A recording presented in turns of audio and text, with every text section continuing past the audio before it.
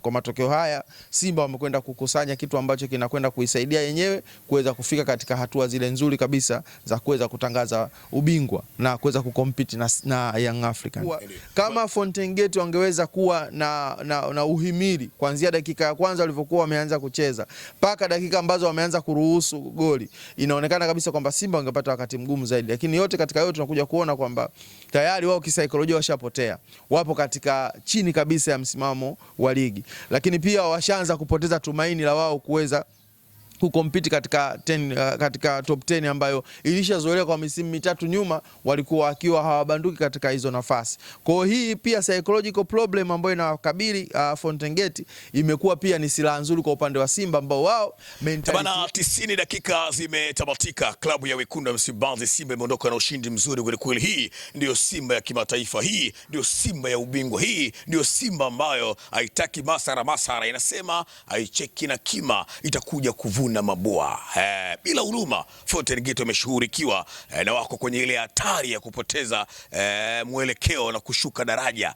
Huenda mwakani tusiwaone, wakaze kweli kweli, na leo wamekutana na kile ambacho wanastahili. Njoo nizungumze na Steven Mapunda Garincha, chambuzi la soka, upata details mbili tatu zile small baada ya kushuhudia dakika 90, mchezo mzuri kweli kweli, Fountain Gate dhidi ya Wekundu wa Msimbazi Simba. Steven Mapunda Garincha, kwa vizuri? Mimi niko vizuri ndugu yangu. 90 dakika tunazishuhudia. Ni kweli kabisa, hasa sasa hivi ligi imeanza kukaa katika upinzani wa hali ya juu, na tumeweza kuelewa kabisa kwamba ni kwa namna gani Simba wanajaribu kuweza kuleta upinzani mkubwa kwa watu ambao wanaweza kuwa threat kwa upande wao. Kwa ushindi huu wa leo wanakwenda kufikisha alama 39 wakiwa nyuma ya Young African ambao wao wako juu ya msimamo wa ligi, ambapo ukiangalia mpaka hivi sasa wao wanakuwa wanajiona kwamba wapo katika eneo ambalo wanaweza kukompiti vyema kabisa. Kwa hiyo yote katika yote ni kwamba kitu ambacho tulikuwa tumekitaraji kuona matokeo haya kuwa mazuri kwa upande wa Simba, lakini pia kimekwenda kuwaongezea morali kwa sababu tayari wameshapunguza ile gap ya kwamba kupata ushindi kwenye away game, kwa sababu kumekuwa na mtihani mkubwa sana kwa Simba kuweza kupata matokeo katika uwanja wa ugenini na hususan kwenye uwanja ambao uko rofi. Kwa matokeo haya Simba wamekwenda kukusanya kitu ambacho kinakwenda kuisaidia yenyewe kuweza kufika katika hatua zile nzuri kabisa za kuweza kutangaza ubingwa na kuweza kukompiti na Young African. Bwana, Simba hii imebadilika, ukiachana na ile Simba ambayo ilikuwa inatoa sare hapa, imepitia na kipindi kigumu. Simba ilimcheka mtani na wakapitia kipindi hiko. Je, hii ambayo umeiona leo na kupata ushindi imebadilika kwa asilimia ngapi, Steven Mapunda Garincha, na ina deserve ubingwa ligi kuu ya soka Tanzania bara msimu huu? Ukiangalia kimpira ni kwamba kuna wachambuzi baadhi yetu walikuwa wakisema Young African kwamba imepoa, imepungua kiwango, imekuwa mbovu, mambo yalikuwa mengi, lakini pia mimi nilikuwa mchambuzi ambaye nilisimamia upande wa kusema kwamba tuheshimu mpira. Unapokuwa unapata mechi consistent ambazo zina intensity kubwa, tutegemee kuyapata matokeo ambayo walikuwa wanayapata Young African. Bahati nzuri kaja kugeuka upande wa pili, pia wakapata mechi zenye intensity kubwa. Walipata mechi dhidi ya Azam wakatoa suluhu, wakapata mechi dhidi ya TRA wakatoa suluhu, wamepata mechi dhidi ya Dodoma Jiji wakashinda kwa comeback. Kwa hiyo tafsiri yake ni nini? Kwamba unapopata mechi zenye intensity kubwa kwa kufuatana, kwa ukaribu, kuna hatari ya kuweza kupoteza, na ndio mpira uko hivyo, formula yake iko hivyo, uwe na timu nzuri au uwe na timu ya kadri, lakini lazima formula yake ikae kwa namna hiyo. Simba wamepata hivyo, sijasikia watu kaanza kusema kwamba Simba mbovu, Simba nini, au Simba imepungua kiwango au nini, sijai kusikia kitu kama hicho. Lakini kwa Yanga walikuwa wanapitia hicho kipindi cha kuweza kusema vibaya. Lakini ukiangalia katika mchezo wa leo, obviously Simba alikuwa timu number 1, na kwa intensity ambao wameitoa Fountain Gate haitoshi kusema kwamba Simba hii ni Simba tishio, Simba hii kwamba ina garantia ya kuweza kutoa ubingwa au kuweza kumshusha mtani wa jadi Young African. Kimpira inawezekana, lakini inatia shaka kwenye mechi moja kwenda mechi nyingine, kwa sababu ukiangalia mechi ya leo ilivyokuwa, kama Fountain Gate wangeweza kuwa na uhimili kuanzia dakika ya kwanza walivyokuwa wameanza kucheza mpaka dakika ambazo wameanza kuruhusu goli, inaonekana kabisa kwamba Simba wangepata wakati mgumu zaidi. Lakini yote katika yote tunakuja kuona kwamba tayari wao kisaikolojia washapotea, wapo katika chini kabisa ya msimamo wa ligi, lakini pia washaanza kupoteza tumaini la wao kuweza kukompiti katika katika top 10 ambayo ilishazoeleka kwa misimu mitatu nyuma, walikuwa wakiwa hawabanduki katika hizo nafasi. Kwa hiyo hii pia psychological problem ambayo inawakabili Fountain Gate imekuwa pia ni silaha nzuri kwa upande wa Simba, ambao wao mentality yao ni kuhakikisha kwamba msimu huu wanakwenda kutoa competition ya maana, hatimaye kuweza kukompiti kwenye ubingwa. Kwa hiyo mimi nafikiri kilichokuwa kimeshinda hapo katikati ni mentality ambayo ipo katika Fountain Gate na mentality ambayo ipo katika Simba Sports Club. Bwana, hapo tusilie kwenye man of the match baada ya kushuhudia 90 dakika nzito na nzuri kweli kweli. Nani ana deserve kubeba joho hilo la kuwa mchezaji bora ama nyota wa mchezo husika? Ukiangalia upande wa Steve Barker, mimi nasimama naye sana, lakini Libase Gwaye ameonekana kuwa ni mchezaji ambaye amekuwa na uthubutu wa kuifanya Simba kuweza kujiimarisha zaidi, lakini pia kujiona kwamba wana uhai. Libase Gwaye mbali ya kwamba amekuwa hana hatari sana kwenye eneo la mwisho la kufunga, lakini amekuwa akileta hatari zaidi katika maeneo ambayo yanawafanya watu wengine kuweza kuwa na uhuru wa kuweza kufunga. Kwa hiyo kwangu mimi man of the match, Libase Gwaye anastahili kuwa man of the match. Makosa ya waamuzi labda yameinufaisha klabu hii ya Wekundu wa Msimbazi Simba, ama hilo tuliweke kando, kwa sababu labda imekuwa wimbo huo kila kukicha waamuzi. Ni kwa namna gani labda ambapo umelizishwa na performance bora ya waamuzi wetu wa ligi kuu ya soka Tanzania bara?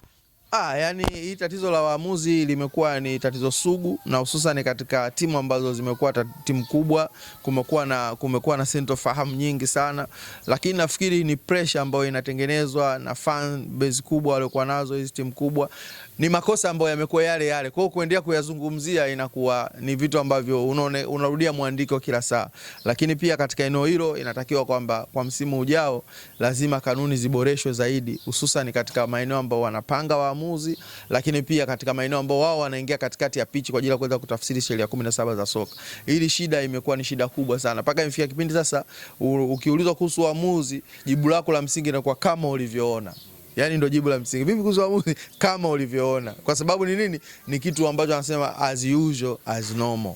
Okay. Yes. Bana, Steven Mapunda Garincha, nafikiri tumezungumza mengi na mazuri, lakini si mbaya pia tukitazama pia tathmini ya hawa ndugu zetu Fountain Gate. Unadhani nafasi yao bado itakuwa kubwa ya kusalia kwenye ligi kuu ya soka Tanzania bara kwa namna ambavyo anacheza, ama nafasi yao ni finyu kweli kweli ya kusalia kwenye ligi kuu ya soka Tanzania bara?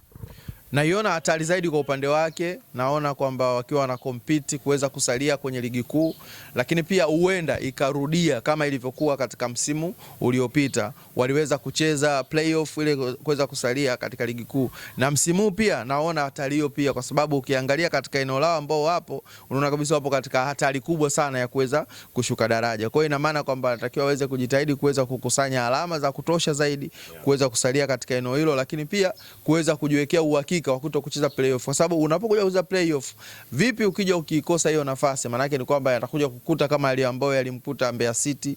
Mbeya City alishuka daraja kwa sababu ya kucheza playoff, alishindwa akashuka daraja. Kwa hiyo inawezekana pia kwa upande wao pia inawezekana ikaja kuwa ni hatari zaidi, ingawaje kwenye msimamo wa ligi ambaye yuko Zoho Friari ni KMC, ambao ukimwangalia KMC kwa michezo aliyoicheza na kwa point alizozikusanya na kwa kwenye msimamo alipo, unaona kabisa kwamba huyu kwamba kuvuka au kubaki kwenye ligi kuu utakuwa ni muujiza mkubwa zaidi. Lakini kwa upande wa Fountain Gate kubaki ligi kuu ni kitu ambacho kimekaa kimeujiza, lakini kinawezekana. Kwa hiyo lakini kwenye kuwezekana kwake natakiwa kwamba hakikishe kwamba yeye anapata matokeo katika kila mechi ambayo anakutana nayo. Na nyakati hizi ndio nyakati ambazo kila mmoja anacheza mechi zake aweze kushinda. Wakati wewe unapanga mipango yako kuweza kushinda, mwingine naye pia anapanga mipango yake aweze kupata ushindi. Kwa hiyo ni katika nyakati ngumu sana, ligi tayari ishapinduka upande wa pili, kwa kila mmoja anahesabu alama zake aweze kubaki kwenye ligi kuu, aweze kupata nafasi nzuri zaidi kwenye msimamo wa ligi kuu. Na kama unavyofahamu kwa sasa hivi takriban misimu miwili NBC wamekuwa wakitoa zawadi kuanzia namba 1 paka ambaye anashika mkia wanatoa zawadi kulingana na nafasi ulioshika. Kwa hiyo ina maana kwamba sio tu kupambana kushuka daraja au kucheza playoff, pia kupambana kwenye kuupata ule mtonyo, kwa sababu aliyekuwa nafasi ya 10 hawezi kufanana na ambaye yuko nafasi ya 15. Kwa hiyo lazima pia uweze kupambana kweli kweli ili uweze kuhakikisha kwamba unaweza kupata mpunga ambao utakufanya uweze kupata mwanzo mzuri wa msimu unaokuja. Ndio, ni klabu ya Wekundu wa Msimbazi Simba ambayo imetakata vizuri kweli kweli na kufanya mashabiki waweze kurejesha matumaini na furaha tele kweli kweli, kama si mpwite baada ya kukosa ushindi kwa mechi kadha wa kadha, lakini leo ushindi umerejea tena. Wanasema ujinga ulikuwa kwenda uweze kupotea kurudi, na hivyo ndivyo ambavyo wanatamba kweli kweli, lakini sisi tunaendelea kutamba, na ndio maana hapa uwanjani nyuma liko bango kubwa kweli kweli la Batquarit. Tafsiri yake kwamba ni tunaendelea kusisitiza kwamba mvua zinaendelea kunyesha, usikubali uteseke, ulale maisha ya kuhangaika usiku, inanyesha unatafuta beseni, unatafuta masufuria ili ukinge panapovuja. Batquarit tupo, tena tupo kwa ajili yako. Bati zetu ni nzuri, ziko zile za migongo midogo, migongo mipana, mfano wa kigae, na zile pia zenye matilo ya chenga zinapatikana kwa gharama nafuu na bei ya kiwandani. Ukinunua mabati, misumari na usafiri tunakupatia bure kabisa. Lakini nikwambie tu ya kwamba warranty ni miaka 10 ya uangalizi. Yaani bati unanunua wewe, anakuja kutamba nayo kijana wako. Kwa nini uteseke upate bati ambazo wiki moja ama miezi 4 zimepauka pau, hujui rangi gani? Njoo, sisi tunakupatia warranty ya muda mrefu. Sasa piga simu nambari 0715186672, ni 0715186672. Batquarit tunasema kwamba kwa sasa tutaji pesa, tunataka sifa. Nikushukuru sana Steven Mapunda Garincha, tukutane tena muda na wakati mwingine. Shukran jazila. Hakika.